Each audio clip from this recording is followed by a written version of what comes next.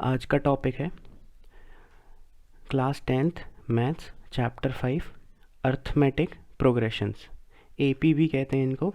आज हम arithmetic progressions पढ़ेंगे। फर्स्ट एक्सरसाइज है, फुल एक्सरसाइज में एक्सप्लेन करूँगा, ठीक है। 5.1। तो सबसे पहले कुछ जनरल चीज़ें देख लेते हैं। एक एग्जाम्पल लेता हूँ मैं एपी का। 1 2 3 4, ठीक है, ये हो गया। 2 4 6 8, ये हो गया। इसमें से जो सिंगल मोस्ट चीज़ है, सिंगल मोस्ट एलिमेंट है, उसको हम सिंगल टर्म कहेंगे, ठीक है, सिंगल टर्म। फर्स्ट वन जो है, फर्स्ट वन को हम फर्स्ट टर्म कहेंगे, ये फर्स्ट टर्म है। और जो लास्ट में आएगा यहाँ पर, सपोज़ 20 आ रहा है, इसे हम क्या कहेंगे कि ये लास्ट टर्म है, ठीक है, ये समझ आया। अब हम एपी के टर्म्स को कैसे डिनोट करते हैं वो लिख के बताता हूँ मैं। ये हमारा टर्म 1 है तो हमने A1 लिखा, ये टर्म 2 है A2, ये A3 हो गया, ये A4 हो गया, और ये लास्ट टर्म है तो इसको AN भी लिख सकते हैं और A भी लिख सकते हैं, A20 भी लिख सकते हैं, ठीक है, ये समझ आया। अब AP में एक और चीज़ होती है, कॉमन डिफरेंस होता है। सेम एग्जांपल लेते हैं, 2 4 6 8 10।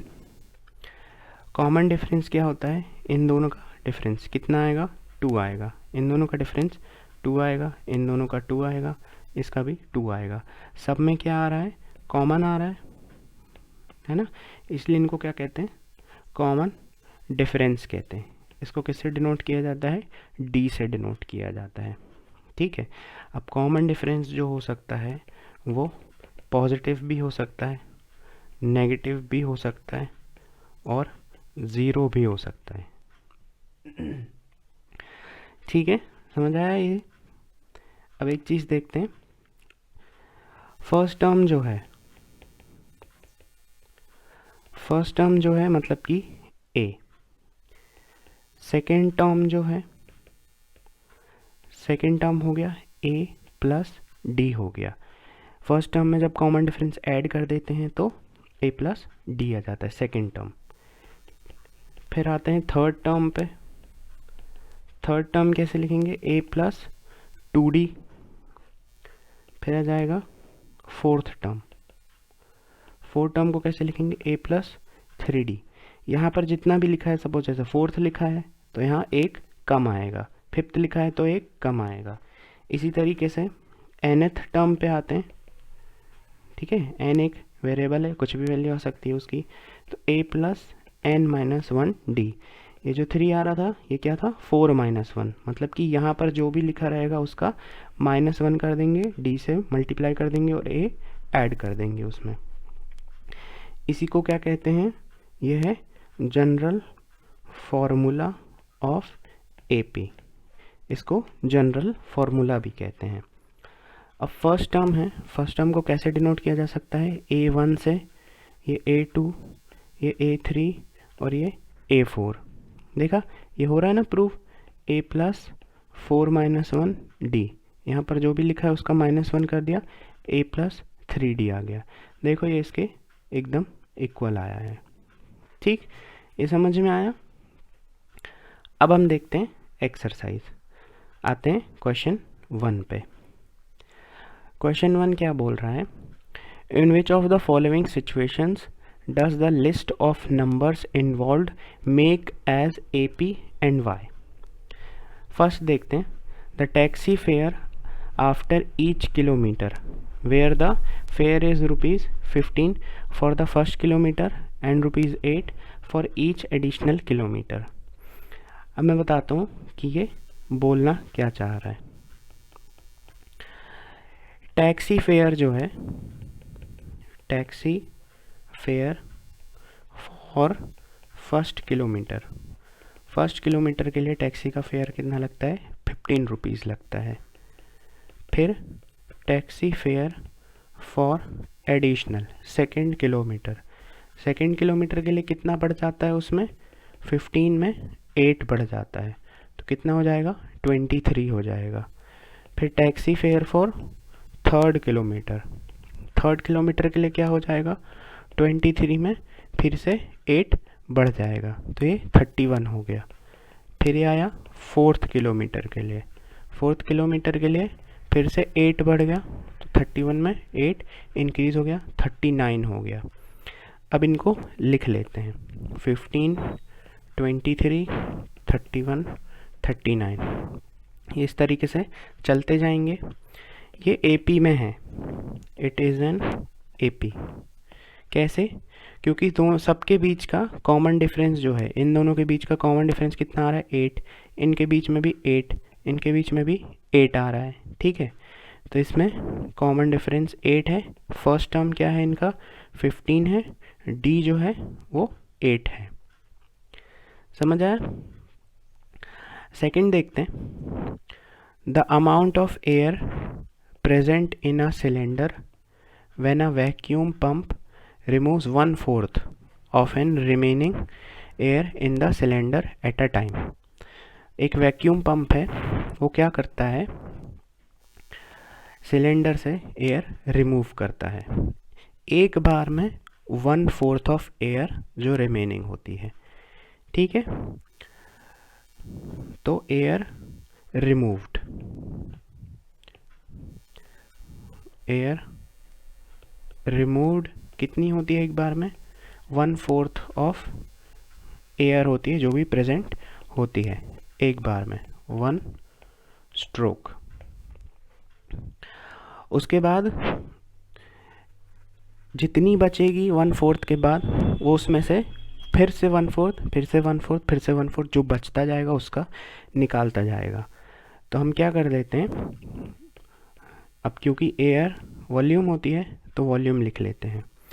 तो इसका फर्स्ट टर्म जो आ रहा है वो क्या आ रहा है? v। सेकेंड टर्म जो आ रहा है वो टोटल में से 1/4 रिमूव कर दिया, तो ये हो गया 3/4v। अब थर्ड टर्म जो आ रहा है वो क्या किया है? ये टोटल बचा इतना, इतना टोटल बचा, इसमें से क्या किया? इसका टोटल का 1/4 रिमूव कर दिया है, ठीक है। वो क्या करता है, जो 1/4 एयर है वो रिमेनिंग जितनी बची है, रिमेनिंग एयर का 1/4 उसमें से निकाल लेता है। तो रिमेनिंग इतना था, उसका 1/4 इसमें से निकाल लिया उसने, ठीक है। अब इसको सॉल्व करेंगे तो कितना आएगा? ये आएगा 9/16v आएगा। ऐसे आता है फोर्थ टर्म, फोर्थ टर्म में अब 9/16 बचा है, तो 9/16 में से 9/16 का 1/4 रिमूव कर लेंगे, तो ये आ जाएगा 27/64v आ जाएगा। अब इन सबको एक सीरीज में लिख लेते हैं। सबसे पहला टर्म आया v, सेकेंड टर्म आया 3/4v, फिर आया 9/16v, फिर आया 27/64v, और ऐसे आता जाएगा। अब जब हम इनको माइनस करेंगे, इन दोनों का माइनस करेंगे और इन दोनों का माइनस करेंगे, तो जो डिफरेंस है वो कॉमन नहीं आएगा, ठीक है। और अगर डिफरेंस कॉमन नहीं है तो it is not in AP. इसमें हमें कुछ निकालना नहीं है, इसलिए सिर्फ यही बताना है कि वो एपी में है या नहीं है, ठीक है। अब देखते हैं third, the cost of digging a well after every metre of digging when it cost ₹150 for the first metre and rises by ₹50 for each subsequent metre. Third आता है, थर्ड क्या बोल रहा है मैं बताता हूँ।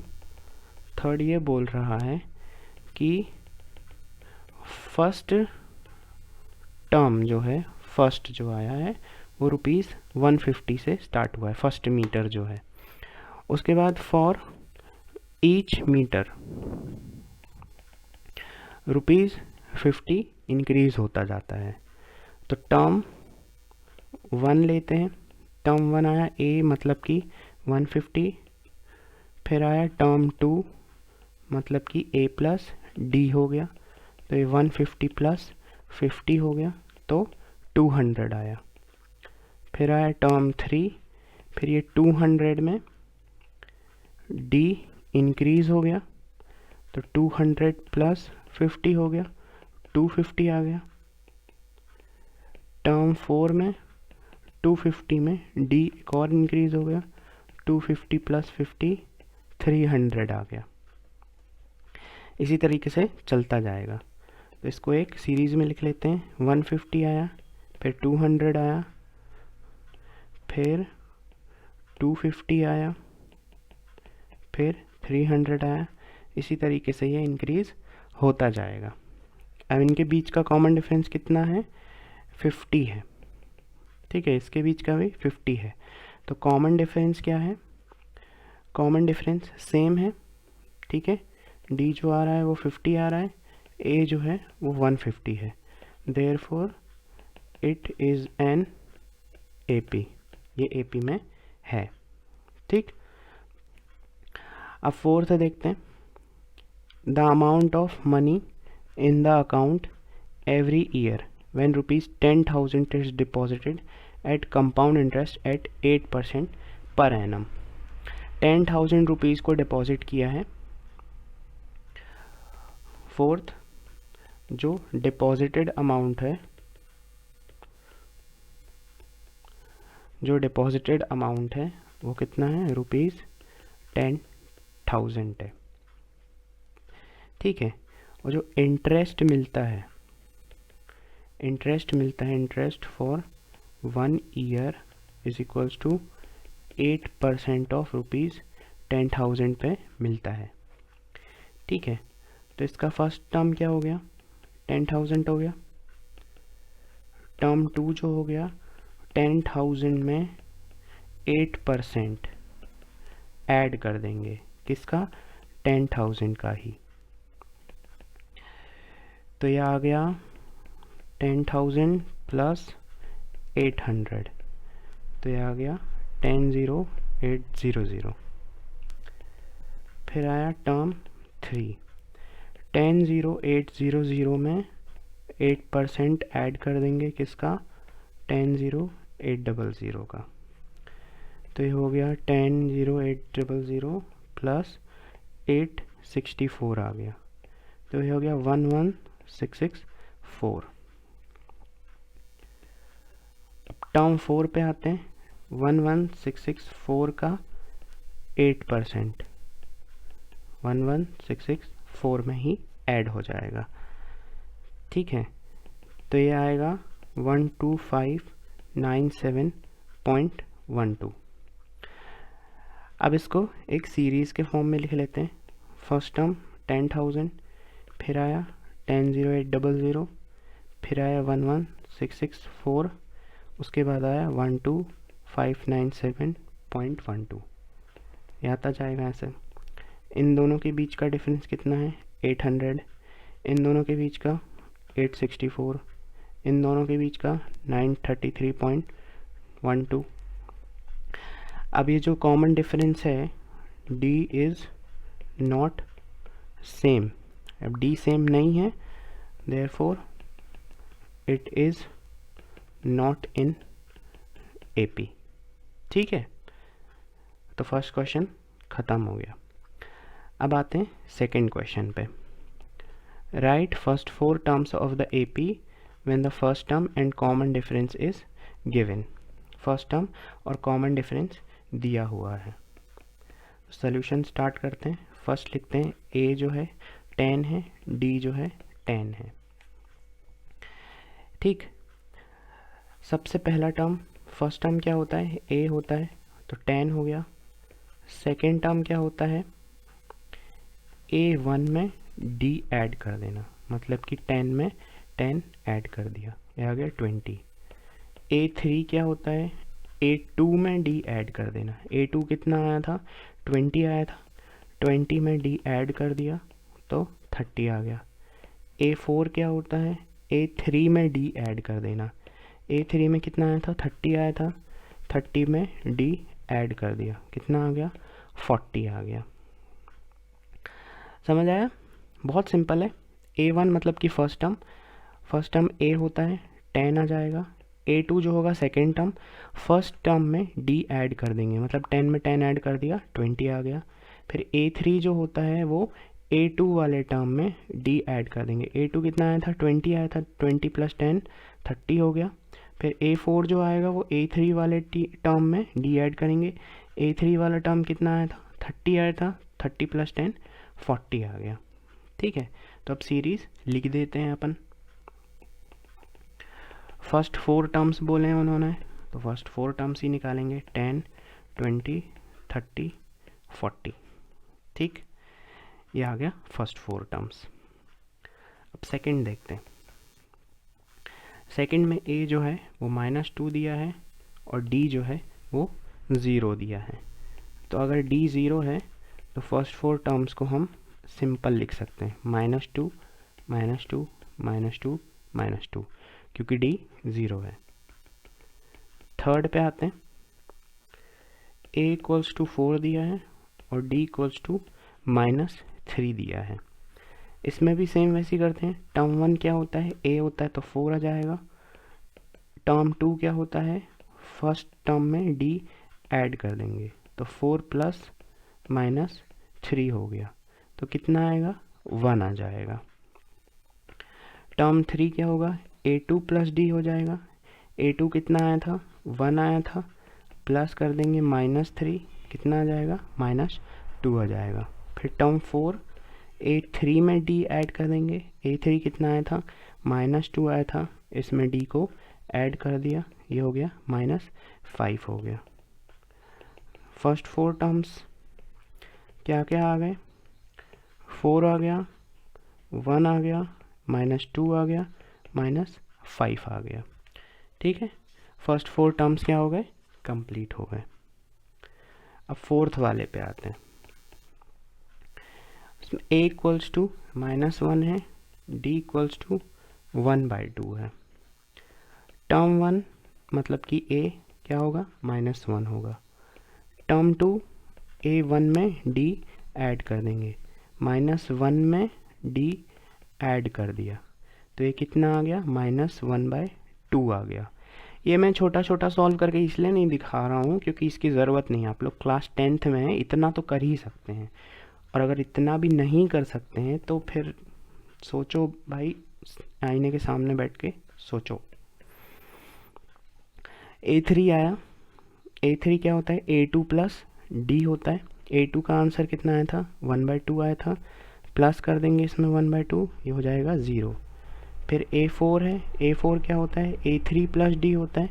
A3 का आंसर 0 था, उसमें D ऐड कर दिया तो प्लस 1/2 आ गया। फर्स्ट 4 टर्म्स लिख देंगे अब अपन। फर्स्ट 4 टर्म्स कितने आ गए, -1 आ गया, -1/2 आ गया, फिर 0 आया, फिर 1/2 आ गया। तो ये था हमारा आंसर।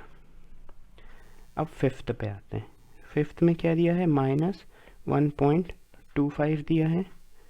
D जो दिया है वो -0.25 दिया है। सेम वही करते हैं। टर्म 1 जो होता है वो A होता है, -1.25। टर्म 2 जो होता है वो A1 में D ऐड कर देना, तो -1.25 में -0.25 ऐड कर देंगे, तो कितना आ जाएगा, -1.50 आ जाएगा। A3 क्या होता है, A2 प्लस D होता है। A2 का आंसर कितना आया था, -1.50 आया था, उसमें D को ऐड कर दिया तो -1.75 आ गया। A4 जो होता है A3 प्लस डी होता है। A3 कितना आया था, -1.75 आया था, प्लस कर दिया उसमें 0.25, तो ये आ गया -2 आ गया।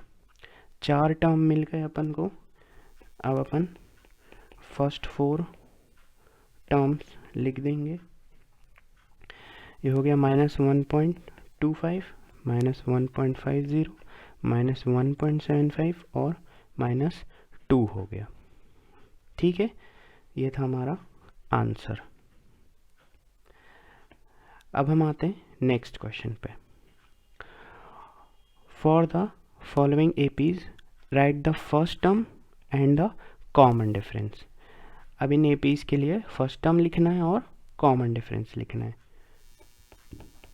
सॉल्यूशन स्टार्ट करते हैं। फर्स्ट जो एपी दी है 3, 1, -1, -3 दी है।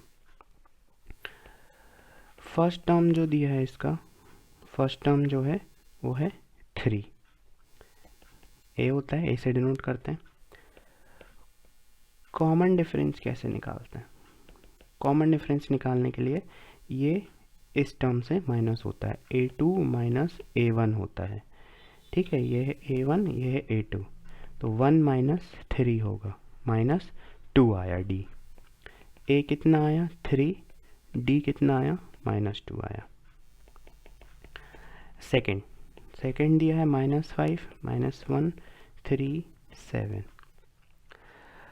फर्स्ट टर्म A जो दिया है वो -5 दिया है। D कैसे निकालेंगे? ये है A1, ये है A2, A2 माइनस A1 कर देंगे, तो -1 माइनस ऑफ -5 कर देंगे, तो कितना आ जाएगा आंसर? 4 आ जाएगा। इसका फर्स्ट टर्म जो है वो -5 है और D जो है वो 4 है। ये है आंसर। ठीक, थर्ड जो दी है 1/3, 5/3, 9/3 और 13/3 दी है। फर्स्ट टर्म जो है वो 1/3 है। D जो है A1 minus A2 minus A1 करेंगे, 5/3 माइनस 1/3 कितना आया? 4/3 आया। A जो है वो 1/3 है, D जो है वो 4/3 है। ये है आंसर। अब फोर्थ पे आते हैं। 0.6 दिया है, 1.7 है, 2.8 है और 3.9 है। इसमें फर्स्ट टर्म क्या दिया है? 0.6 है। D कैसे निकालेंगे? यह है A1, यह है A2, A2 माइनस A1 कर देंगे, 1.7 माइनस 0.6 कर देंगे, तो 1.1 आ जाएगा। A कितना है? 0.6 है, D कितना है? 1.1 है। ये है आंसर। ठीक है, समझ आया? बहुत सिंपल है, कोई कठिन है नहीं इसमें। अब आते हैं फोर्थ क्वेश्चन पे। ये क्वेश्चन बहुत लेंथी है। Which of the following are AP? सबसे पहले तो ये बताना है कि कौन कौन AP में है। If they form in AP, अगर वो AP बनाते हैं तो find the common difference and right 3 more terms. तो कॉमन डिफरेंस फाइंड करना है और अगले 3 टर्म्स भी फाइंड करने हैं। तो इसमें टोटल 15 क्वेश्चंस हैं। तो हम स्टार्ट करते हैं। फर्स्ट है 2, 4, 8, 16। यहीं से डायरेक्ट कर लेते हैं। इन दोनों के बीच का डिफरेंस कितना है? +2 है। इन दोनों के बीच का +4 है। इन दोनों के बीच का +8 है। D जो है, D is not same, therefore it is not in AP। ये AP नहीं है। सेकेंड क्वेश्चन देखते हैं। 2 है, 5/2 है, 3 है, 7/2 है। ये हो गया A1, A2, A3, A4। A2 minus A1 कितना आ रहा है? कॉमन डिफरेंस फाइंड करना है ना, तो 5/2 माइनस 2 कितना आ रहा है? 1/2 आ रहा है। इसी तरीके से A3 माइनस A2 कितना आ रहा है? A3 क्या है 3 माइनस A2 कितना है 5/2 है। ये भी आ रहा है 1/2 आ रहा है। फिर A4 माइनस A3, A4 कितना है 7/2 है, A3 कितना है 3 है, ये भी 1/2 आ रहा है। इन सब का सेम आ रहा है D, सेम D आ रहा है, तो ये क्या है इट इज़ इन AP। ठीक है, नेक्स्ट टर्म्स जो होंगे, नेक्स्ट टर्म्स कैसे आएंगे, A5 ये होता है A+4D, या इसको ऐसे लिख सकते हैं, ये होगा A4 + D। A4 वाला टर्म कितना था, A4 वाला टर्म था 7/2 था। ठीक है, 7/2 है, तो 7/2 में D कितना आ रहा है 1/2 आ रहा है, तो हमने क्या कर दिया ऐड कर दिया, तो कितना आ गया 8/2 आ गया। इसी तरीके से A6 आएगा, ये क्या होता है A5 में D ऐड करना। A5 कितना आया 8/2 आया है, उसमें 1/2 ऐड कर देंगे, कितना आएगा 8/2, 4 भी लिख सकते हैं, 8/2 में 1/2 ऐड किया 9/2 आ गया। इसी तरीके से A7 A6 + D होता है 9/2 + 1/2 हो गया, ये 10/2 आ गया, मतलब कि 5 हो जाएगा। तो नेक्स्ट 3 टर्म्स जो आ गए वो क्या आए 4, 9/2 और 5 आ गए। यही है हमारा आंसर।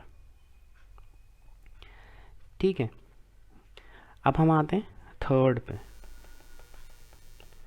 थर्ड दिया है -1/2, फिर -3/2, फिर -5/2 और -7/2। देख के ही पता चल रहा है इन दोनों के बीच का डिफरेंस कितना है। इसमें -2 ऐड कर दिया गया है, इसमें भी -2 ऐड किया है, इसमें भी -2 ऐड कर दिया है।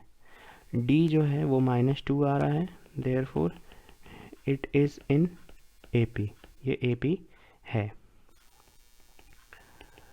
नेक्स्ट 3 टर्म्स कैसे फाइंड करेंगे, A5 जो हो गया वो A4 + D हो गया, -7.2 -2 ये आ गया -9.2। A6 जो हो गया वो A5 में D ऐड करना है, तो -9.2 -2 ये आ गया -11.2। A7 में A6 + D ये आ गया -11.2 -2 -13.2, तो क्या आ गया -9.2 आ गया, -11.2 आ गया और -13.2 आ गया। नेक्स्ट 3 टर्म्स आ गए, यही आंसर है। फिर आते हैं फोर्थ पे। 4 दी है -10 -6 -2 और 2। इन दोनों के बीच का डिफरेंस +4, यहाँ पर भी +4, यहाँ पर भी +4।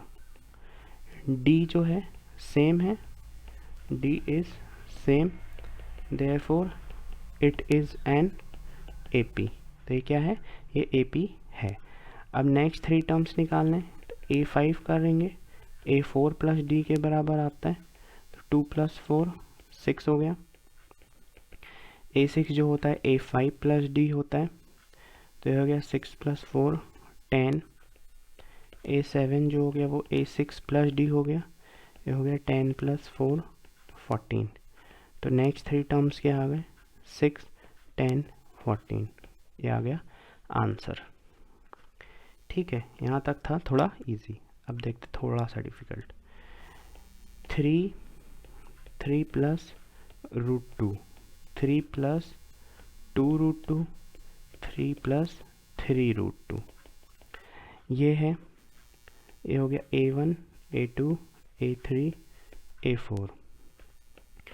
A2 - A1, 3 + √2 -3, दोनों में से 3 कैंसिल हो गया, +3 -3 कितना बचा, √2 बस बचा। A3 - A2, 3 + 2√2 3 minus root 2। ठीक, ये 3 से ये 3 कैंसिल हो गया। 1 root 2 minus 2 root 2 minus 1 root 2 सिर्फ रूट 2 बचता है। इसी तरीके से A4 माइनस A3 हो गया 3 plus 3 root 2 minus 3 minus 2 root 2। ये 3 से ये 3 कैंसिल हो गया। 3 रूट 2 माइनस 2 रूट 2, आंसर सिर्फ रूट 2 बचेगा। डी जो आ रहा है वो क्या आ रहा है, सेम आ रहा है। D is same, therefore it is an AP. तो ये एपी में है। नेक्स्ट टर्म्स कैसे निकालेंगे, A5 A4 में डी ऐड कर देंगे। A4 कितना है, 3 प्लस 3 रूट 2 है, उसमें रूट 2 ऐड कर दिया है। यहाँ कुछ नहीं होता ना, तो यहाँ 1 होता है, 1 प्लस 3 4 हो जाएगा, तो ये 3 प्लस 4 रूट 2 आ जाएगा। इसी तरीके से A6 जो होता है A5 प्लस डी होता है। A5 कितना है, 3 प्लस 4 रूट 2, उसमें रूट 2 ऐड किया तो 3 प्लस 5 रूट 2 हो गया। ऐसी A7 लिखेंगे, A6 प्लस डी होता है 3 प्लस 5 रूट 2 में रूट 2 को ऐड कर देंगे तो 3 प्लस 6 रूट 2 आ जाएगा। तो नेक्स्ट 3 टर्म्स क्या हुए, 3 प्लस 4 रूट 2, 3 प्लस 5 रूट 2 और 3 प्लस 6 रूट 2। यही है क्या हमारा आंसर। अब 6th आता है 0.2, 0.22, 0.222 और 0.2222। ये AP दी हुई है। ये A1, A2, A3, A4। A2 minus A1 किया, 0.22 माइनस 0.2 कितना आएगा, 0.02। फिर A3 माइनस A2 किया, 0.222 माइनस 0.22, यह है 0.002। ये दोनों सेम नहीं है, D इज़ नॉट सेम, तो आगे करने की ज़रूरत नहीं है। Therefore it is not in AP, ये AP में नहीं है। 7th देखते हैं, 0 माइनस 4 माइनस 8 माइनस 12। इन दोनों के बीच का डिफरेंस -4, यहाँ पर भी -4, यहाँ पर भी -4। D इज़ सेम, D जो है वो सेम आया, therefore it is an AP। A5 कैसे निकालेंगे, A4 प्लस D -12 -4, ये हो गया -16। A6 जो आएगा A5 प्लस D, मतलब कि -16 -4 -20 हो गया। A7 जो आएगा A6 प्लस D आएगा, -20 -4 आ जाएगा, तो -24 आ जाएगा। तो नेक्स्ट 3 टर्म्स क्या है, -16 -20 -24। यही क्या है हमारा आंसर है। 7th ख़त्म। अब 8th देखते हैं, -1/2, फिर -1/2, फिर -1/2, फिर -1/2। इन सब के बीच का डिफरेंस क्या है, 0 है। AP में है ये। नेक्स्ट 3 टर्म्स कैसे लिखेंगे, कुछ नहीं, सेम यही टर्म्स आ जाएंगे क्योंकि D क्या है, 0 है।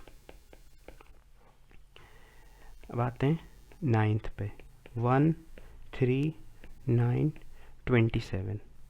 इनके बीच का डिफरेंस कितना है, +2 का। इनके बीच का डिफरेंस +6 का है और इनके बीच का डिफरेंस +18 है। D जो है वो सेम नहीं है, और D सेम नहीं है तो this is not in AP, ये AP नहीं है। ठीक है, फिर 10th A 2A 3A 4A। यहाँ A का डिफरेंस, यहाँ A का डिफरेंस और यहाँ A का डिफरेंस, D जो है सेम है, तो ये AP है। AP है, ठीक है। नेक्स्ट 3 टर्म्स जो आएंगे क्या आएंगे, 5A 6A 7A। ये अपन आसानी से लिख सकते हैं ना, इसको सॉल्व करने की ज़रूरत नहीं है। जिसको सॉल्व करने की ज़रूरत है सिर्फ वही पर सॉल्व करना है। A हो गया A² A3 A4। Next question है A2 माइनस A1 किया तो A² माइनस A आ गया। फिर A3 माइनस A2 किया, ये A³ माइनस A² आ गया। ये दोनों कभी भी इक्वल नहीं होंगे, तो D is not same, therefore it is not in AP। ये AP में नहीं है, ठीक है। तो 11th वाला कंप्लीट। अब आते हैं 12th पे। √2 √8 √18 और √32। अब इसको सॉल्व करना पड़ेगा, ये अपन देख के नहीं बता सकते। A2 माइनस A1 किया, √8 माइनस √2 किया, √8 को 2√2 लिख सकते हैं, ठीक है। आंसर √2 आया, यहाँ पर 1√2 था।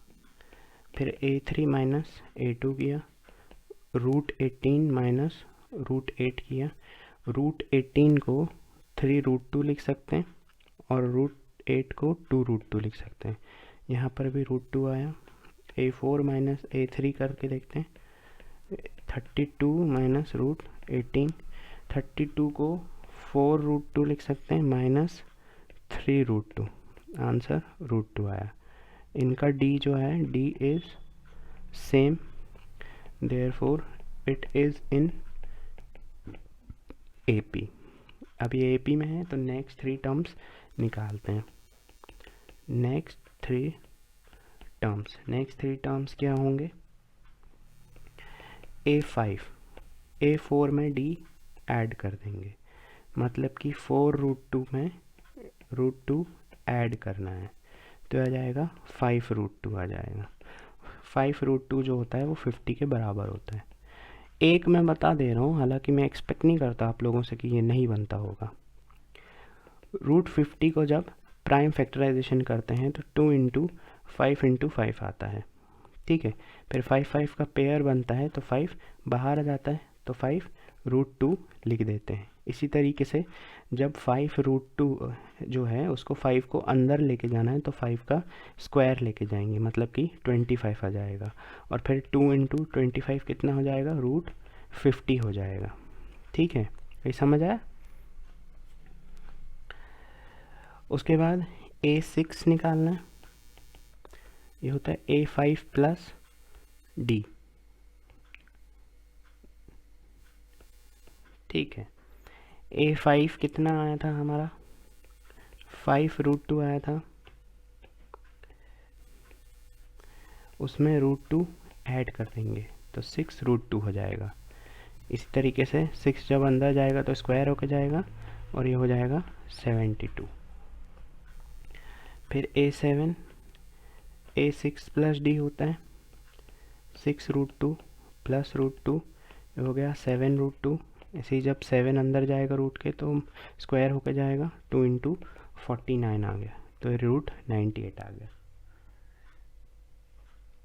तो नेक्स्ट 3 टर्म्स क्या हो गए, √50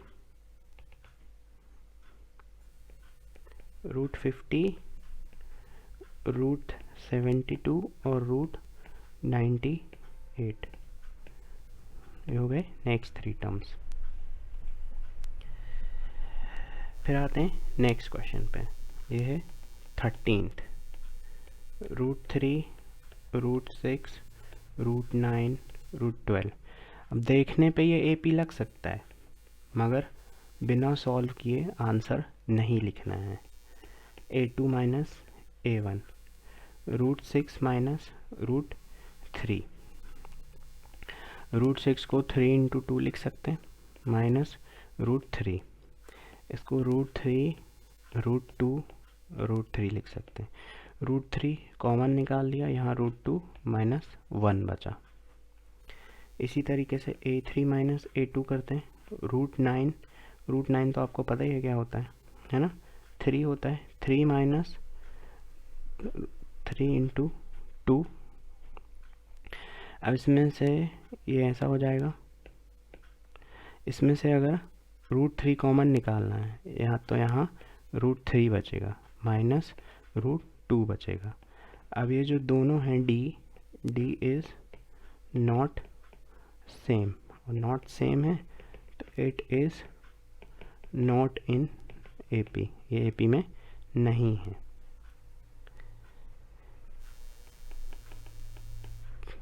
फिर आते हैं next question, 1 square, 3 square, 5 square, 7 square. ठीक है, इनके आंसर्स क्या होते हैं, 1, 9, 25, 49। इन दोनों के बीच का डिफरेंस क्या है, 8 है। यहाँ 16 है, 2 ही करने की ज़रूरत है। D is not same, same नहीं है तो it is not in AP में नहीं है। और लास्ट क्वेश्चन आता है 15th, उसमें दिया है 1 स्क्वायर, 5 स्क्वायर, 7 स्क्वायर और 73। 1 स्क्वायर मतलब 1, ये हो गया 25, ये हो गया 49 और 73। A1, A2, A3, A4। A2 minus A1, 25 minus 1, 24। A3 minus A2, 49 minus 25, 24। A4 minus A3, 73 minus 49, ये भी 24। D is same, therefore it is an AP, तो ये AP है। अब नेक्स्ट 3 टर्म्स निकालने हैं। A5 जो होता है A4 प्लस D होता है। A4 कितना है, 73 दिया है, उसमें 24 ऐड कर देंगे तो 97 आ जाएगा। A6 जो है A5 प्लस D होता है, 97 में 24 ऐड कर देंगे तो 121 आ जाएगा। A7 जो होगा वो A6 प्लस D होगा, 121 में 24 ऐड कर देंगे तो 145 आ जाएगा। तो नेक्स्ट 3 टर्म्स क्या है, 97, 121, 145, यही है हमारा आंसर। ठीक है, तो ये एक्सरसाइज कंप्लीट हो गई है। ठीक है, कंप्लीट एक्सरसाइज 5.1। कहीं पर भी कोई भी डाउट आता है तो आप कमेंट में लिख के पूछिए, जितना जल्दी से जल्दी पॉसिबल होगा मैं लिख के आपको रिप्लाई दूंगा। अगर आपको ये वीडियो अच्छा लगा है तो इसको लाइक, सब्सक्राइब, शेयर ज़रूर कर लेना। ठीक है, बहुत मेहनत लगी है इसको बनाने में, तो आप भी थोड़ी सी मेहनत कर सकते हैं समझने में।